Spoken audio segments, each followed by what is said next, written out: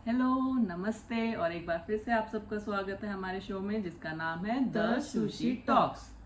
आज के वीडियो में हम बहुत ही इंटरेस्टिंग टॉपिक पे बात करने वाले हैं इंडिया और यूएसए के कॉस्ट ऑफ लिविंग के डिफरेंस के ऊपर।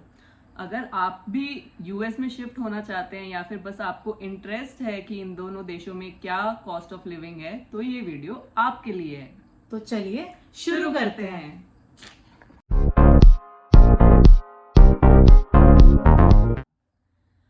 तो आज के जो हमारे पॉइंट है डिस्कस करने के लिए वो है housing cost, food preferences, transportation, clothing and essential और एंटरटेनमेंट एंड लाइफस्टाइल। तो जो हमारा पहला पॉइंट है डिस्कशन का वो है हाउसिंग कॉस्ट। जैसे कि अगर हम इंडिया की बात करें तो इंडिया में अगर आप चले जाओ गांव या छोटे शहरों में तो वहाँ पे काफ़ी अफोर्डेबल है। अगर आपको किराए पे रहना है तो वो भी काफ़ी अफोर्डेबल है, मिल जाता है आराम से। और यही अगर घर भी लेना है तो वो भी कम पैसों में, हाँ कम प्राइस में आपको घर भी मिल जाता है। अगर हम मूव करें दिल्ली जैसी सिटी या मुंबई, कोलकाता, बैंगलोर में तो वहाँ पे आपके किराए के प्राइसेस बढ़ जाएंगे और वही घर खरीदने के भी प्राइसेस बढ़ जाएंगे, काफी ज्यादा बढ़ जाएंगे। बट फिर भी जो मेट्रोपॉलिटन सिटी है उनमें इतनी वैल्यू, मतलब इतने ऑप्शंस मिल जाते हैं कि आपको थोड़ी कम वैल्यू पे भी, कम रेंट पे भी आपको घर मिल सकते हैं। ऐसा नहीं है कि 50-60 हजार बिना बात ही नहीं हो सकती। हाँ, मतलब कम वैल्यू पे भी, हाँ सही कह रहे हो। थोड़ा सा वो बार्गेनिंग करके भी मिल जाता है। ऑप्शंस बहुत है इंडिया में रहने के लिए। और अगर यही हम अमेरिका की बात करें तो यहाँ पे भी टाउन्स और विलेजेस होते हैं, पर यहाँ पे भी हाँ कम है इंडिया के जैसे। यहाँ पे भी आपको अफोर्डेबल मिल जाएगा टाउन्स, विलेजेस, छोटे शहरों में। अगर फिर आप यहाँ पे न्यूयॉर्क जैसी बड़ी सिटीज में चले जाओ, न्यूयॉर्क हो गया, कैलिफोर्निया, शिकागो, यहाँ पे चले जाओ तो यहाँ पे काफी काफी एक्सपेंसिव हो जाता है। और फिर वही जैसे मतलब एक्सपेंसिव तो इतना होगा बट आपके अपार्टमेंट्स बिल्कुल ऐसे डब्बे जैसे हो जाएंगे, बहुत ही छोटे छोटे रहने के। वो तो सेम इंडिया में भी है अगर आप जाओ, जैसे मुंबई जैसी सिटीज में चले जाओ, इवन दिल्ली में भी तो सेम ही है। बट यहाँ पे जो सैलरीज है वो डॉलर में आती है और वहाँ पे रुपए में आती है। तो उसके कंपैरिजन में भी देखें, अगर उनकी सैलरी के हिसाब से देखें तो वही सेम है कि मेट्रोपॉलिटन सिटी में ज्यादा रेंट है और यहाँ पे भी सेम चीज है। बट फिर भी यहाँ पे थोड़ा सा कॉस्टली है। मतलब हमारी जो सैलरी है उस हिसाब से हमारे जो भी अपार्टमेंट है, रेंटेड अपार्टमेंट है, उनका रेंट भी ज्यादा है। थोड़ा कॉस्टली है। हमारा अगर बिजली का बिल देखा जाए यूएसए का तो उसमें हमारी गैस भी इंक्लूड रहती है। तो ऐसा नहीं है कि हमें गैस के लिए अलग से पैसे देने पड़ रहे हैं। तो ये ठीक है, मतलब काफी अफोर्डेबल है इंडिया के मुकाबले।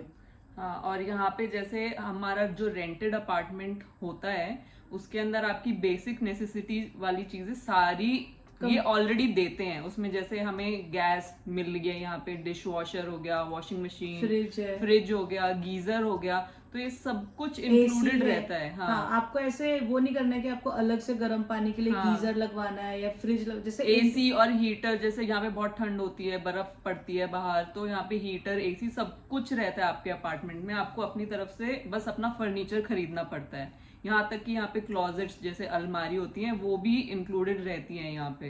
तो आपको बस अपना फर्नीचर लेना होता है। इंडिया की तरह नहीं है कि आपको, अगर आप कुछ रेंट कर रहे हो अपार्टमेंट तो वहां पे आपको अपना वॉशिंग मशीन, गैस और सब कुछ लेके जाना पड़ता है।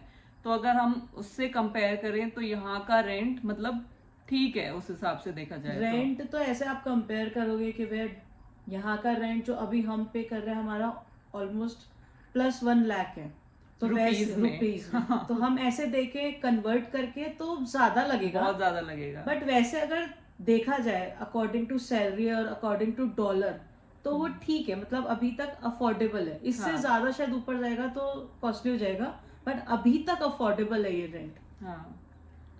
तो हमारे हाउसिंग कॉस्ट में यही है, दोनों जगहों का सेम ही है ऑलमोस्ट। लेकिन अगर वैसे कंपेयर करें तो हाँ इंडिया का काफी नॉर्मल है, किफायती है, लोग जल्दी से अफोर्ड कर सकते हैं, अफोर्डेबल है। लेकिन फिर वही है ना कि वो लोग ऐसे फ्रिज नहीं, कोई जना फ्रिज नहीं लेता है, कोई कूलर नहीं लेता है। यहाँ पे सब कुछ आपको मिलता है, तो उस हिसाब से इंक्लूडेड रहता है आपके अपार्टमेंट में और फिर उस हिसाब से ये अपना रेंट डिसाइड करते हैं। जो दूसरा पॉइंट ऑफ डिस्कशन है वो है कॉस्ट ऑफ फूड। तो अगर हम इंडिया की बात करें कॉस्ट ऑफ फूड में, तो जो हमारा खाना पीना है वो काफ़ी अफोर्डेबल है। वहाँ पे आराम से आपको इजीली अवेलेबल भी है। अगर आपको बाहर जाके खरीदना है तो जगह जगह पे दुकानें लगी हुई हैं, नहीं तो आजकल तो घर पे भी डिलीवरी हो जाती है।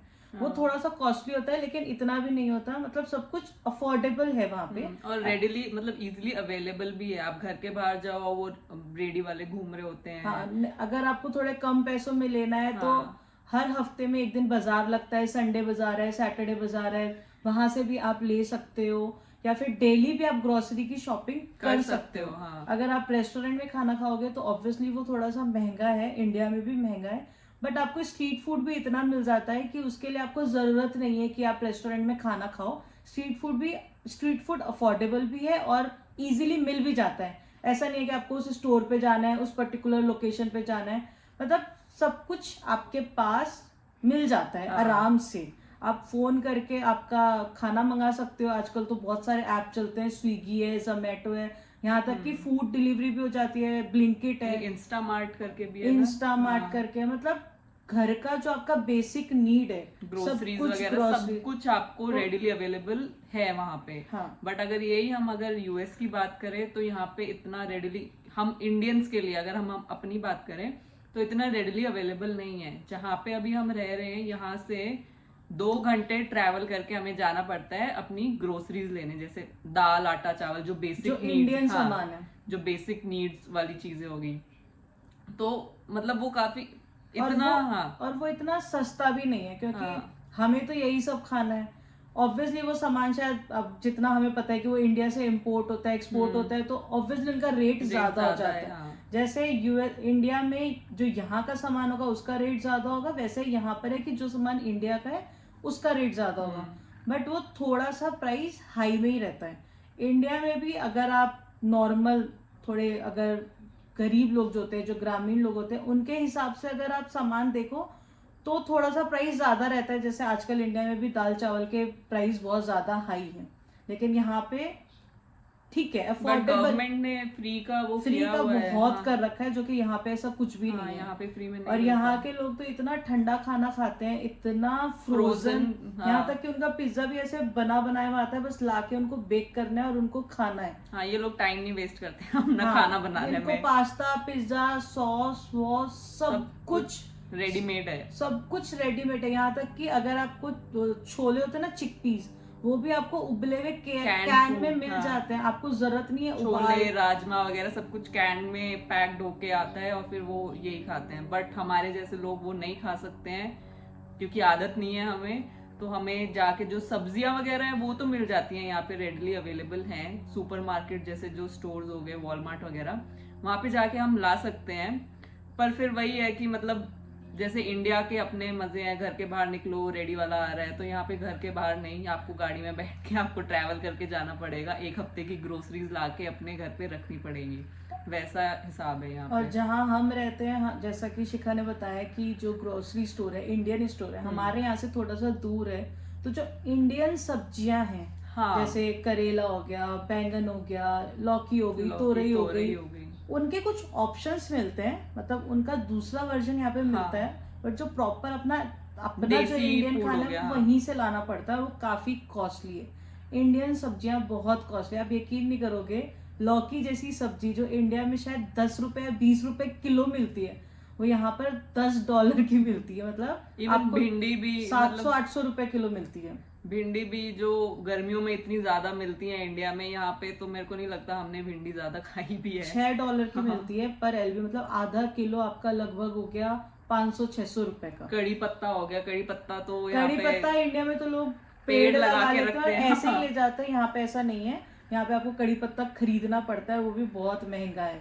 तो जो इंडियन सामान है वो काफी महंगा है। हाँ, जो यहाँ का सामान है वो ठीक है, उनका प्राइस ठीक है, बेटर है, लेकिन इंडियन सामान क्योंकि यहाँ पे जो लोग हैं वो ज्यादा नॉन वेजिटेरियन फूड खाना प्रेफर करते हैं, तो यहाँ पे जो नॉन वेज फूड है वो सब्जियों के मुकाबले सस्ता है। यहाँ पे जो सब्जियां मिलती हैं वो महंगी है और जो नॉन वेज फूड है वो सस्ता है। यहाँ पे इंडिया ही मेरे को लगता है एक ऐसा देश है जहाँ पे सब्जियां सस्ती है और नॉन वेज फूड महंगा है। और यहाँ पे फ्रूट्स काफी सही है। हाँ, फ्रूट्स काफी अच्छे हैं, हाँ, और अच्छी रेट भी क्वालिटी सही के है, हैं। रेट भी सही है। जैसे इंडिया में क्या है कि एप्पल अगर आप लेने जाओ अच्छा वाला 200 250 300 रुपए से कम नहीं आता है, लेकिन यहाँ पे काफी अफोर्डेबल है। हाँ वो आराम से आप ले सकते हो, मतलब ये मैंने एग्जाम्पल दिया है। हाँ, फ्रूट्स सही मिलते हैं, इवन दूध भी जो पैकेट वाले दूध से अगर हम कंपेयर करें तो ठीक ही है, हाँ, इतना अब महंगा नहीं है। आप अगर पैकेट वाले दूध से अपना घर का दूध कंपेयर करोगे, जैसे इंडिया में काफी लोगों को, जो गांव के लोग हैं उनको मिल जाता है घर का दूध, तो उससे कंपेयर करोगे तो ऑब्वियसली क्वालिटी में डिफरेंस है। हाँ। बट अगर प्राइस में देखा जाए तो सही है, प्राइस ओके। हाँ। बट यहाँ के दूध इतने ज्यादा अच्छे नहीं है जहां तक पढ़ा है, बाकी पता नहीं। तो फूड प्रेफरेंस में अगर बात इवन करें, अगर हम दही की बात करें, दही कितना महंगा है यहाँ पे। हाँ। इंडिया में दही दही नाम की चीज तो मिलती ही नहीं हाँ, है, योगर्ट योगर्ट मिलता है, दही नाम की चीज तो होती ही नहीं है यहाँ पे। इन लोग यहाँ पे सब कुछ रेडी टू ईट है, सब कुछ, यहाँ तक कि यहाँ के बच्चे जो खाते हैं उनका सब कुछ बना बना यहाँ पे आता है। मतलब अगर आपको सब्जियां लेके आनी है, अगर आपको काटने का मन नहीं है तो कटी कटाई सब्जियां पैक्ड मिलेंगी, फ्रोजन में सब कुछ, सब आप कुछ गोभी ले मिलेगा। लो, मिर्च ले लहसुन लो, मिलेगा, छिला हुआ लहसुन हाँ, आपको मिल सब जाएगा। कुछ मिलेगा। यहाँ तक कि अब तो खैर इन्होंने इंडियन स्टोर पे भी ऐसा कर दिया है, आपको कोकोनट ले लो, करेला ले लो, मटर तो खैर मिलता है, आलू ले लो, अब सब कुछ फ्रोजन मिलता है, आपको कुछ भी करने की जरूरत नहीं है। और यहाँ वाले लोग तो कुछ ऐसे कुकिंग खाने करते में भी ज्यादा, हाँ वही ना, खाने में ज्यादा टाइम वेस्ट नहीं करते हैं ये लोग। पास्ता आपका उबाला, आपकी सॉस मिलती है, उसमें मिक्स करा और खा लिया। हाँ। सब्जी फ्रोजन मिलती है, आप उसको मिक्स करो, उबालो और खा लो। बट हमारे जैसे लोगों को मजे ही नहीं आएंगे जब तक उसमें तड़का ना लग जाए। और कुछ यहाँ पे ना ये आए। सब सामान मिलता नहीं है, जैसे जीरा नहीं मिलता, आपका हाँ। राई नहीं मिलता। तो वही है, हमारा इंडियन सामान महंगा है, कॉस्टली है, और यहाँ का सामान सस्ता है। अगर कोई इंडिया से आता है, अगर वो अडाप्ट कर ले यहाँ की लाइफस्टाइल, तो उसके लिए इजी है थोड़ा सा, लेकिन हम जैसों के लिए तो थोड़ा सा महंगा है और थोड़ा सा मुश्किल भी है, हाँ। क्योंकि सब्जियां तो खानी पड़ेगी। आज का हमारा तीसरा पॉइंट है, वो है ट्रांसपोर्टेशन। जैसा कि हमने पहले भी डिस्कस कर रखा है हमारी पिछली वीडियो में, कि यहाँ पे जो ट्रांसपोर्टेशन का आपका सिस्टम है, वो पब्लिक ट्रांसपोर्ट आपका बहुत ही लिमिटेड है। जो बड़ी सिटीज है जैसे New York, San Francisco, Indianapolis, Chicago, वहाँ पे आपको फिर भी पब्लिक ट्रांसपोर्टेशन काफ़ी अच्छा मिल जाता है। बट जो छोटी सिटीज़ है वहाँ पे बिल्कुल भी नहीं है, मतलब कुछ भी नहीं है। ज़्यादातर लोग जो होते हैं यहाँ के, वो सिर्फ अपनी कार ही प्रेफरेंस करते हैं। तो जो कार का जो मेंटेनेंस और इंश्योरेंस है, उसकी वैल्यू यहाँ पे बहुत ज़्यादा है, मतलब कॉस्ट बहुत ज़्यादा है। और जो पेट्रोल है वो यहाँ पे कम है। हाँ, इंडिया से कंपेयर करो तो यहाँ पे उसकी कीमत थोड़ी सी कम कम है। है। हाँ। और अगर इंडिया के ट्रांसपोर्टेशन की आप बात करोगे, हाँ, इंडिया के ट्रांसपोर्टेशन की बात करें तो वहाँ पे पब्लिक ट्रांसपोर्ट बहुत ज़्यादा है। एक तो इंडियन रेलवेज हो गई हमारी, और सिटीज़ में चले जाओ तो वहाँ पे बसेस होते हैं, ऑटो होते हैं, रिक्शा होते हैं, मतलब बहुत ज़्यादा है वहाँ पे, और रेडली अवेलेबल रहता है हर किसी को। जरूरी नहीं है कि हर कोई वहाँ पे गाड़ी खरीदे। हाँ, ये वहाँ की मतलब ऐसे नेसेसिटी नहीं है कि आपको गाड़ी खरीदनी ही है। यहाँ पे वो नेसेसिटी है यूएस में, बट वहाँ पे नहीं है। तो वहाँ पे इजीली आप अपना एक शहर से दूसरे शहर आप जा सकते हो, तो इजीली अवेलेबल है और सस्ता भी पड़ता है वो। अगर बट यहाँ का पेट्रोल का वैल्यू कम है, इंडिया का थोड़ा ज्यादा है। हाँ, बेटर है यूएसए से काफी सारी चीजों में। पर क्योंकि हम बचपन से देखते आ रहे हैं कि मतलब मूवीज में देखा है यूएसए, अमेरिका ये, अमेरिका वो, हमारी बॉलीवुड मूवीज आके यहाँ पे बॉलीवुड एक्टर्स आके अपना पता नहीं क्यों यूएसए को इतना प्रमोट करते हैं। ठीक है, माना हाँ अच्छा है, बट इतना भी अच्छा नहीं है, क्योंकि अब हम यहाँ पे रह रहे हैं तो हमें रियलिटी समझ में आ रही है कि हमारा इंडिया बेटर है बहुत सारी चीजों में, ऐसे हवा बनाया। तो अगर आपको हमारी वीडियो इन्फॉर्मेटिव लगी है, अच्छी लगी है, तो हमें कमेंट करके ज़रूर बताएं कि आप कौन से देश में रहना प्रेफर करेंगे। तो हमारी वीडियो को जितना हो सके उतना लाइक करें, शेयर करें, सब्सक्राइब करें। तब तक के लिए थैंक यू।